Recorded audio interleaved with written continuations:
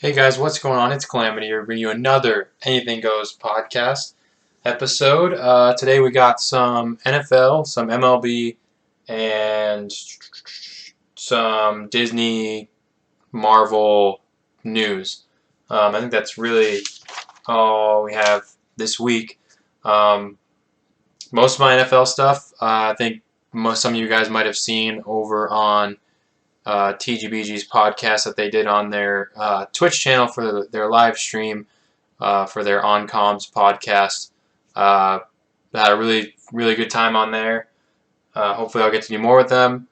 So, yeah, you probably heard most of my NFL stuff there, but I am going to go into it on here as well.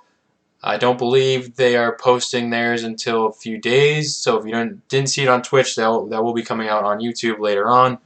But yeah, let's get right into it. So, NFL, we're going to start with kind of a big trade that happened this past week where it was between the Lions and the Rams. Most of you guys probably heard about it. The Lions got Jared Goff, 2 first-round picks and a third-round pick, and the Rams got Matthew Stafford. So, to me, I think kind of both teams won in a way. I believe that the teams are in two different states. I think the Lions are obviously not trying to, well, I don't want to say they're not trying to compete because they are, but they don't have any expectations of like Super Bowl or even playoffs for that matter for this upcoming year. So I think they just said, you know what, let's get some draft value. We'll use Jared Goff as maybe a placeholder until we find our quarterback because I personally don't believe Jared Goff is a very good quarterback. Now, he could prove me wrong still. I mean, he's still pretty young. Uh, I don't see it happening, but you never know. I mean, the Lions now, though, they have a pretty good stockpile of draft picks because of that. So I think that the Rams kind of had to do that because, you know, Jared Goff's contract is a big contract for not very good quarterback play. I'll put it that way. Um, so it'll be interesting to see how they go. I don't know where they're drafting.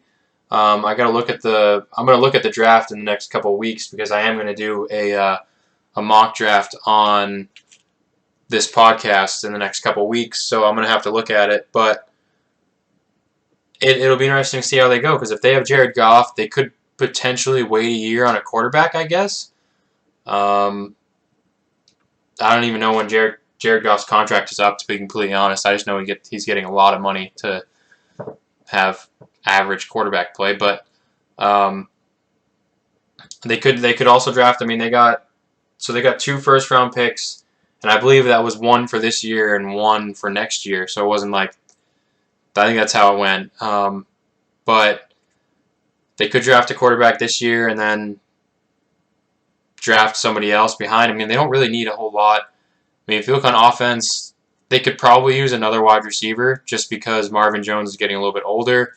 They still got Kenny Golladay, who's still pretty young, or I should say really young because he's only been in the league for a few years. But they could use some wide receiver help. They're good on tight end. They're good on running back. If they want to go quarterback, they could because they have 2 first-round picks. They also have Jeff Okudah at cornerback, who I think is a good corner. Still really young, so he's still got to experience a lot, but I still think he's a good cornerback. They could probably go more on the defensive side of the ball, maybe like linebacker or safety maybe, somewhere along that route. Or they could go with another cornerback to match up with Jeff Okudah. I mean, they got options now. I'm excited to see kind of where they go. I'm a little upset because Stafford is gone, but he's also because I don't know. I probably shouldn't say that, but there's teams that I root for. Some for no reason, just because I like the team or whatever. But I mean, I like the Patriots obviously because I'm a New Englander. So I like them. I like Detroit. That's where my dad's from. He's from Michigan, so I like Detroit Lions. And Two teams that I also like are the Rams and the Cardinals. Those are two other teams that I like. Now, it's not like a deep passion for those teams, but I like those teams. I root for those teams. So this trade kind of worked both ways for me. Stafford, I think, is going to do really well with the Rams. He's got Robert Woods and Cooper Kupp for wide receivers. He's got a good amount of weapons over there. They have a better run game than Detroit did. Better offensive line, better defense. So I think it's going to benefit him a lot, actually. So it'll be interesting to see how he competes out there. It is a pretty tough division. I mean, you got the Cardinals, who are, I don't want to say up and coming because they're kind of like there, but you got the Cardinals, you got the Seahawks, you got the 49ers, who I'm sure will be better next year. So it's a good division. So it'll be good to see him compete and see how well he does with a better team. But so that's how that trade went, and then pretty much, I mean, this trade too also could affect Deshaun Watson, because Stafford did get traded. It kind of shows the market for quarterbacks, and seeing the plethora of picks and stuff that the Lions got for Matthew Stafford kind of goes in Deshaun Watson's favor, at least, because it shows how important the quarterback position is. And Stafford being older than Watson, maybe Watson thinks that he can get, or not he, that the Texans can get more for him because he's younger. I think he's a better quarterback than Stafford. I still like Stafford a lot, but I think Watson's a better quarterback. He's younger. He's more mobile. He's probably got just as good as an arm as Stafford, if not better. So, and that's with Houston taking away DeAndre Hopkins this past year. Deshaun Watson had a pretty good year. So it could affect his trade in a good way for him and for the Texans. So far, there's been no deal in place for Deshaun Watson, so we'll see how that goes. I mean, he said he's willing to forfeit his season and his earnings for the year by not playing and not showing up to camp and doing all that stuff. I mean, that's still a ways away, but this is something that could help his case. Now we go into the Super Bowl. The Super Bowl, I think, is going to be a really good Super Bowl. I think Tampa Bay will win 31-27. I do like Brady. I'm not a big fan of I'm not a fan of the Buccaneers. I'm also not a fan of the Chiefs. Being a Patriots fan, having to play them the last few years has been very difficult. There's really no reason. I don't really dislike any players on the Chiefs or the Buccaneers, but I'm rooting for Brady. I'm not mad that he left or anything like that, so I'm rooting for him. I'm hoping they win. I also think they will win. The only way that they don't win, and I said this on the TGBG On Comms podcast, if Brady gets pressured, he doesn't. It's not that he folds under pressure. It's just it makes his job harder. So if you look back at the two Super Bowls that he lost against the Giants, and even really against the Eagles too, what's the one thing that all three of those Super Bowls had in common? Brady got rocked. Well, not rocked, but he got sacked a lot and pressured a lot. And when you do that to someone like Brady, or even just any quarterback, it messes with them. Throws off their rhythm. They can't, figure out a rhythm to the offense because 2 seconds flat, there's someone in their face. That is the only way I see Kansas City winning this game, because when I look at the teams as a whole, I would not want to go up against that Tampa Bay defense. I wouldn't mind going up against Kansas City defense. The only person I worry about on defense for Kansas City is Tyrann Mathieu. He's the one difference maker, because he can be that guy. He can do anything really, and he has a knack for the ball. He's one of my favorite players. He can blitz the quarterback from the safety position. He can cover from safety position. He can cover from cornerback position. He can really do it all. I mean, he hits hard. He hits clean. He causes fumbles. He literally does everything right. And he's the one that I worry about on defense for Kansas City. Now, Brady still might have like a turnover or two, and even Mahomes could have a turnover. I know last time these guys played against each other, Tyreek Hill had like 200 yards in the first quarter receiving. Now, that's not going to happen in the Super Bowl. I can guarantee that. He won't have that in the first quarter. He may have that in the game. He may, but I don't even anticipate that happening because I think Tampa Bay learned from their mistake last time they played each other, and I think what they're going to have to do is they're going to have to double team.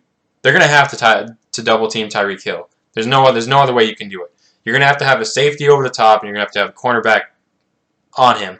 And you can't really play not man, but you can't really play press coverage on him because he'll just burn right by you. And yeah, you have a safety behind you, but Mahomes can drop it in between them, and that's an easy 10-yard gain. So that won't work. So you're going to have to play. You can't play press coverage on him. You're going to have to play a little bit off, and you're going to have safety help over the top. Now, you may also have to double team Travis Kelce. Now, I don't know how that would work if you drop a safety down into coverage and have a linebacker and a safety on him, or you just have a linebacker and corner on him. But I think you're going to have to double both those guys, and if the other guys beat you, I mean, so be it. Kansas City's not really known for running the ball, even though Edwards-Helaire has done pretty well this year running it. I don't see them as a threat running the ball, really. But if the other wide receivers beat you, then so be it. I mean, you're going to have to live with that. I would rather have you lose guarding against their best players than trying to just cover everyone and lose because Tyreek Hill had another 200 yards in the first quarter again. Like that, you can't let that happen in the Super Bowl. So I think that's what's going to happen. And if they continue to score with their other wide receivers and running backs and whatever, then you're just going to have to match them every time down the field, unfortunately. And I think this game is going to come down to a last-second touchdown, whether it's I guess it'd have to be Brady on a last-second touchdown. But I think this game is going to be decided in the last minute or so. So it's going to be a really good Super Bowl. There's a lot of storylines to it. Tampa Bay is the first team to actually play in their home stadium in the Super Bowl. Brady's 43, and he's the GOAT, and he's playing against Patrick Mahomes, who is potentially, if not already, taken the throne of the next, greatest of all time. And it could be, if Kansas City wins, it could be a passing of the torch, Brady to Mahomes, because I really don't see any teams in the AFC at least coming out and beating the Chiefs next year, no matter what happens, who they sign, who they draft. It's not going to happen next year. So I think Kansas City could be in the Super Bowl again next year already. It's just there's a lot of storylines to it. I mean, it's going to be a good Super Bowl, but I think Tampa Bay 31, Kansas City 27. Brady gets his 7th ring, and he doesn't retire. He continues to come back, and he could potentially match Mahomes in all those Super Bowls too. So I don't know. It's going to be a good Super Bowl. I can guarantee that. No one will be disappointed with it. Also, so you have Sammy Watkins. He could miss the Super Bowl. He could. He said he's feeling good, but he has an injury. I believe it's to his calf or his ankle. I think it's calf though. But he said he's going to be good. He's optimistic that he'll play. So I would plan on him playing. Also, kind of a scary, not scary, but a scare if you're Kansas City fans at least, because their team barber tested positive for coronavirus during a haircut to, I believe, one of their offensive linemen. It's actually kind of funny because you see him. He has literally right down the middle. He had to stop mid-haircut. So I think he was just getting his head shaved because his hair on this side was about the length of mine, but then on the other side he was just bald, and it's half and half, and it's actually really funny to see. But he was actually scheduled to do Patrick Mahomes' hair and I believe, 20 other or 19 other players the next day, but he got the news about the coronavirus, testing positive for it during the haircut. They said they were all wearing masks every time they went in to get their haircut, so no one should test positive for it, but they're going to have to test every day, and they're going to have to test negative every day leading up to the Super Bowl in order to play. So if something happens where someone tests positive, they could be a different story for Kansas City, and which would suck for them because, I mean, they made it to the Super Bowl, and now they're going to have coronavirus testing, or people testing positive for coronavirus. That would suck. And the only way I would see the Super Bowl being moved, if at all, I think would be if like Patrick Mahomes or Brady test positive for coronavirus. I think if anyone else tests positive, I think they play. But I think if one of those guys tests positive for it somehow, I think then they would have to kind of think about moving it. But there's so much money that goes into the Super Bowl, it would be hard for them to move it even then. I know Mahomes brings in a lot of money to the NFL, and so does Brady. They're also just like I don't want to say the face of the NFL, but I mean Mahomes definitely is. But Brady, he's not really the face of the NFL, but people know who he is. I mean, he's probably put a lot of money, well, not of his own money, but he's probably brought in a lot of money to the NFL as well, just in jersey sales and all that stuff. So to lose those guys for the Super Bowl would obviously be a big blow to the Super Bowl and to the team. So I don't think they'll test positive. I don't think either one of them will test positive, by the way, but that's the only way I see the Super Bowl being moved to like the next week or to a different day. But it could be another storyline that, Kansas City's playing a few guys down because they're positive for coronavirus. So it's just something to watch out for, I guess. That's it for NFL, really. Now we got it's a piece of video game news, but it's also NCAA football news. EA announced that NCAA football is coming back, to a video game. So I think this is awesome. I loved playing NCAA games. I loved playing I forget what the mode was called, but it was like a career mode where you started a guy. I think you started in high school, like your senior year, played your senior year games, and you picked a college to go to, and then played your college career, and then you could import that guy to the Madden from that year and play his career in Madden too. I thought that was awesome. I loved that. Obviously, we haven't had one since, I believe, 2014. I could be off on that, but I think that was the last one. It'll be interesting to see because I know they stopped making it because, well, I guess I can't say I know this, but they were having issues because players' likeness was being used in the game, so players wanted to get paid for that, obviously, because that is them. Now, it didn't say their name in the game, but it had their number. So let's say I'm trying to think of college players' numbers. I can't think of any off the top of my head because I don't really watch college that much, but the one that's coming to my head right now is Brady. So Brady, when he played in college, was number 10 for Michigan. Now, if you were to if you were to get on to NCAA football, and there was a Michigan quarterback number 10, obviously that's Brady, but he's in college, so you can't pay him yet. So, it's tough. But, I think the players deserve to get paid for that. That is EA and NCAA making money off their likeness, and I completely support the players on that. Now, the issue is, how do they get paid? That's a whole other issue on athletes being paid in the NCAA, which I still believe that they should get paid, but I could have a whole podcast just on that, and that would be quite the tangent. So, but I think it's awesome that it's coming back. They didn't announce a release date, or they didn't announce a release date, but it's definitely not coming out this year. So it could be 2022 before we get an NCAA game, which is fine with me. Do what you got to do to make it right, and we'll go from there. So that was that bit of video game / college football news.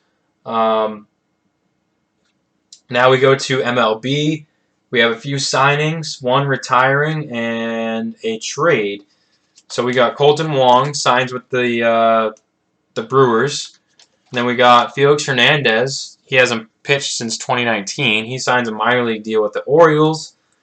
We'll see how that goes. If he can return to somewhat of form that he was in Seattle, that'll be good for the Orioles. Obviously, it's kind of like that deal kind of reminds me of the Cam Newton deal with the Patriots. Signed him for, I don't think they signed him for league minimum, but it's a minor league deal, so it's not worth that much money. And it's really not a whole lot of risk to it, because if the guy works out, then you're paying him a minor league deal, but he can play in the pros if he plays well. So we'll see how that goes. Alex Colomé signs with the Twins. Nelson Cruz also stays with the Twins. So they kind of retain a player and also sign a new one, which will help their bullpen and help their lineup, because Nelson Cruz is a really good home run hitter. Chris Archer returns to Tampa Bay. And the big trade that happened, which I'm sure a lot of you MLB fans out there know, Nolan Arenado got traded to the Cardinals, which I really like Nolan Arenado, and I also like the Rockies, or I still like the Rockies, but him on the Cardinals is dangerous. That's going to be a good team. I think the Cardinals have a good chance this year. We'll see how everything works out, but I think everyone stays healthy. No one, tests positive for coronavirus or gets injured or anything like that. I think the Cardinals have a good chance. They're going to be a good team. Now, the one retiring that the MLB had was Dustin Pedroia. Dustin Pedroia retires, which really sucks for me, but I understand it, because he was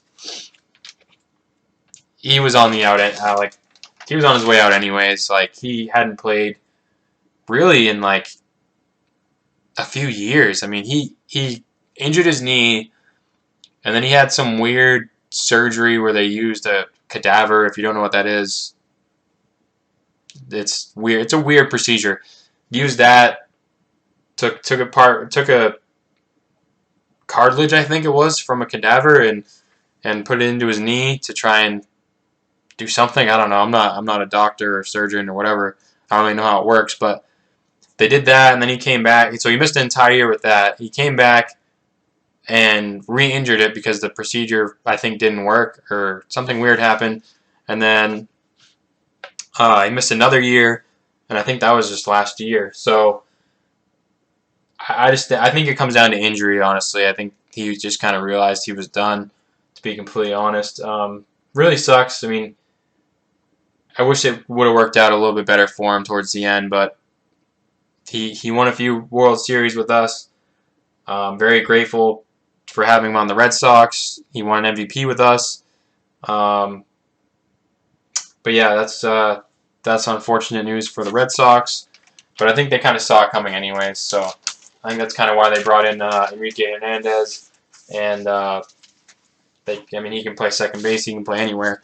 So that kind of helps. But that was really it for sports stuff. We got Disney and Marvel news now. So Disney announced that they're probably going to release 2 to 4 trailers during the Super Bowl. Now, what those are, no one really knows. It could be Falcon Winter Soldier, could be Loki, it could be another WandaVision trailer, it could be, trying to think of other trailers that might be coming out.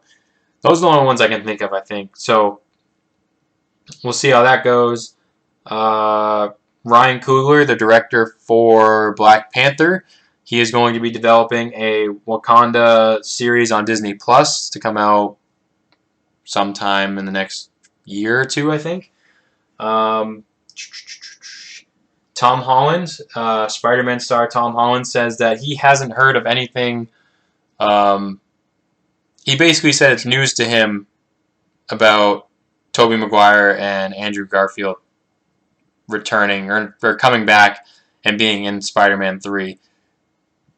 But I don't think anyone believes him about that. He was like, oh, it's news to me. I haven't heard anything. So, I don't know. I don't really believe it.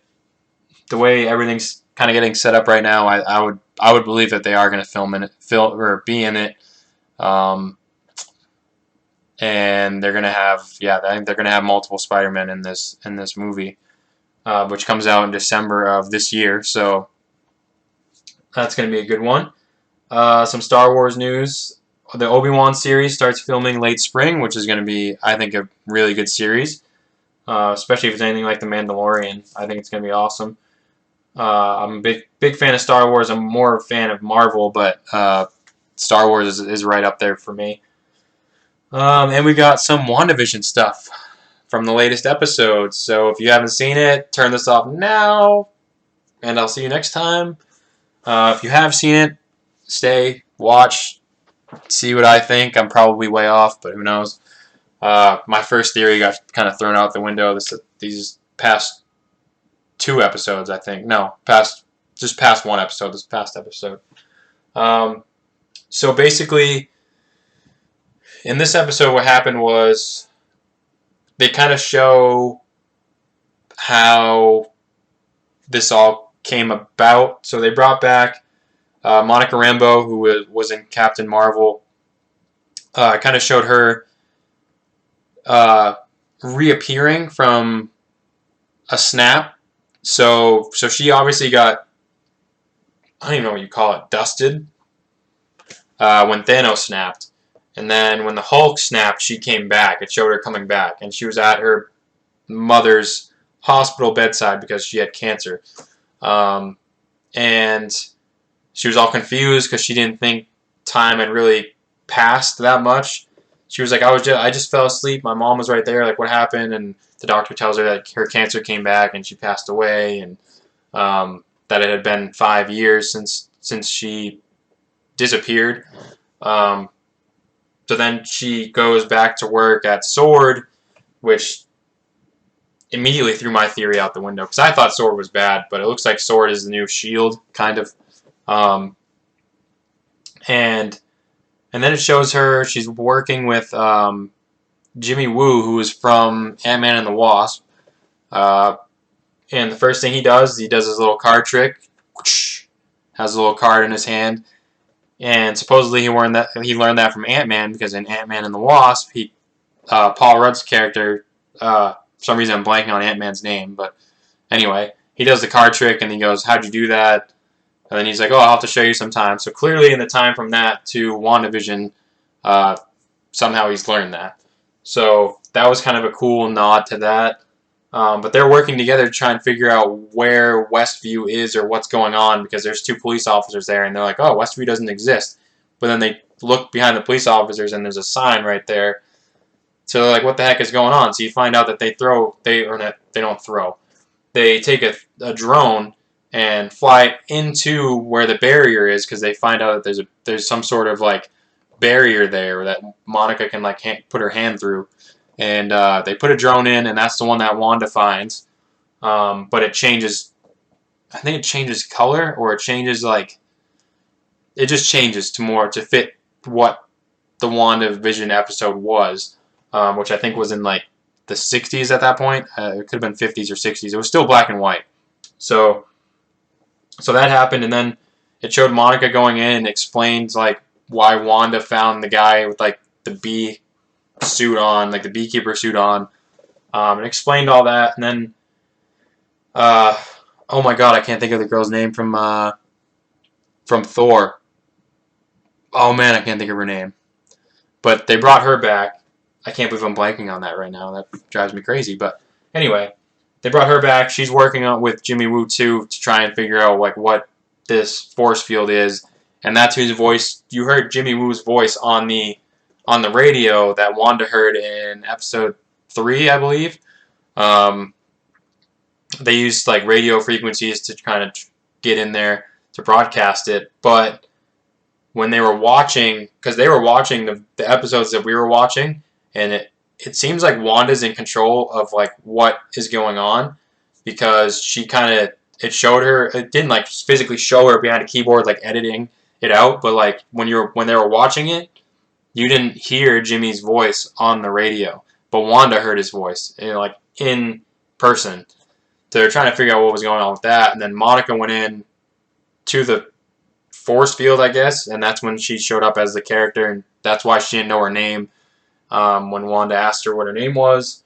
And And then the last episode where Wanda had her kids, it showed what happened with Monica and Wanda, like what she did to her, to when she like flew out of the force field and like was still in her old clothes and all that stuff. That's basically what happened, and my theory now is, which is probably kind of an obvious one, which I say that, but I'll probably be wrong in this one as well, but I think Wanda's in full control of what she's doing. At first I thought someone was manipulating her, but it seems like she's in full control. Like, she literally took Monica and like just threw her out of the force field and like repaired all the damage that she did and everything like that. And then, so I think she's starting to, I think this is her way of coping with Vision being dead. Now, from all the trailers I've seen since this episode came out, it looks like Vision starts to use his powers more. So I don't know if I don't know if he can escape, and yeah, he must, because when Monica got out, she was still in her clothing from that era. So I think if Vision somehow gets out, I think Vision will be back alive. I would think. I don't know though, because Monica didn't return to like her normal clothing and stuff. She was back. She was still in like the 70s era clothing. So I don't know. And it looked like in the trailer, it looked like Vision was like trying to get through the force field like by opening it. So I don't know what's going to happen with that, because if stuff can get out, I mean, who knows what Wanda has created in this reality of hers. And who knows how she'll like, because it just showed Vision, so who knows how she'll like if he somehow gets out. So it could go multiple ways, and it's going to be interesting. And supposedly there's going to be a big cameo, kind of like Mandalorian when Luke Skywalker showed up at the end. There's going to be some MCU version of that happening. Who's going to make that appearance, I don't know. People are speculating it could be someone from like X-Men, like Wolverine, or someone like that, like a new Wolverine, or Hugh Jackman's Wolverine. Like, no one knows. Could be them. It could be who would people put in? Doctor Strange, Iron Man somehow. I don't think that's going to happen. I don't think it's going to be Iron Man. Doctor Strange I could see, because Doctor Strange could be trying to stop Wanda from having this reality escape.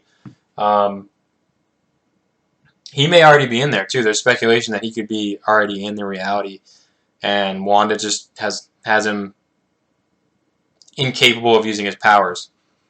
So that also could be true too. So this can go so many ways. It's going to be interesting. I love the show though. They're doing a great job of like keeping people intrigued and interested in what's going on, and still maintaining that TV comedy like kind of feel to it. It's definitely gotten more and more intriguing every episode. So we'll see how it goes. I mean, I think it's going good. I think they're going to do a good job with it. Hopefully they end it well.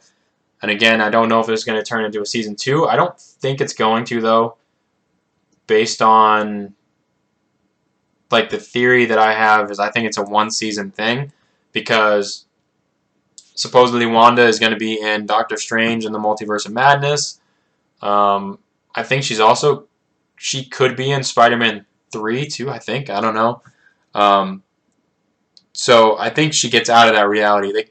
If Vision's alive though when he gets out, they could be continuing the show, and it just won't be like a sitcom going through the eras anymore. It could just be them two together. So who knows? They can go anywhere. But that's all the news I have this week. I hope you guys have a good week, good weekend, and I will see you guys next week. If you liked and enjoyed, be sure to like and subscribe as always. And yeah, I'll see you guys next week. Peace.